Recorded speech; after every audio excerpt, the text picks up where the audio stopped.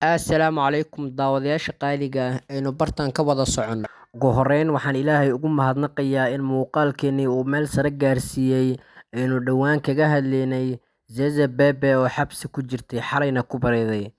Haddaba waxaan halkan idinkula wadaagayaa muuqaal farxad leh.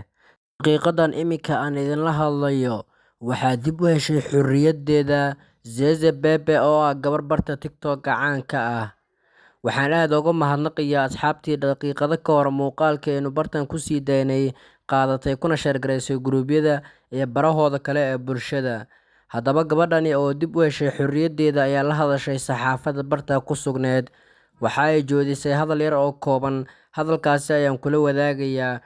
Ugu horreyn channelka subscribe dhoo gambaleelkana furo si aad uga mid noqoto daawadayaasha bartan ku xiran ee mar walba jecel waa hadlidda xuquuqda shacabka dulman iyo sidoo kale muuqaalada madadaalada leh ee bartan la soo geliyo.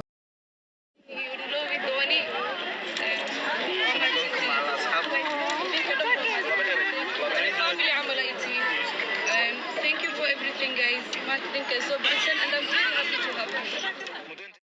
Sida aad maqlayseen waxa ay u mahadnaqday shacabkii muuqaaladeeda faafiyay isla markiiba sida degdega ah ugu soo gaaray oo kuwa barta kula sugnaa ee soo daayo kuwa muuqaalka share gareeyna aad iyo aad ayaan ugu mahadnaqayaa ee bartan igala socda mahadsanideen.